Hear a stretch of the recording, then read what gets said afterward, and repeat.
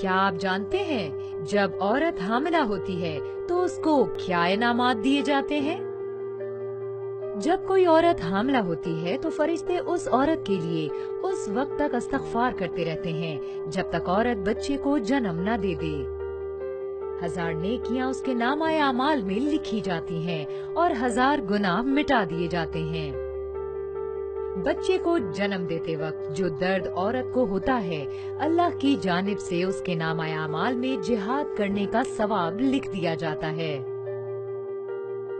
جب کوئی عورت حاملہ ہوتی ہے اور اس کا شوہر اور وہ خوش ہوتے ہیں تو اللہ کی جانب سے ان کو روزہ رکھنے کا اور رات بھر عبادت کرنے کا ثواب نامہ اعمال میں لکھ دیا جاتا ہے۔ حاملہ عورت کی 2 رکعت نماز غیر حاملہ عورت کی 80 رکعت نماز کے برابر ہوتی ہے۔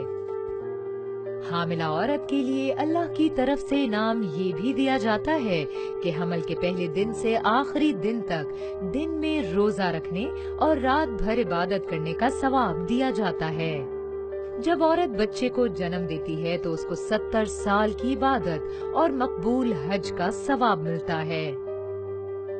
اگر عورت کو بچے کو جنم دینے کے 40 دن کے اندر موت آ جائے تو اس کو شہادت کا مرتبہ دیا جاتا ہے۔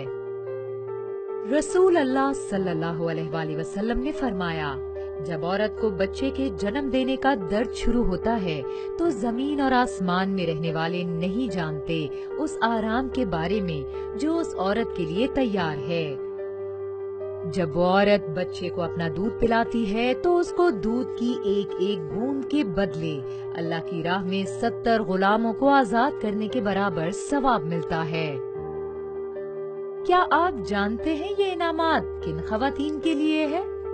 یہ وہ خواتین ہیں جن سے ان کے شوہر راضی ہیں، لہٰذا اپنے شوہر کی اطاعت کریں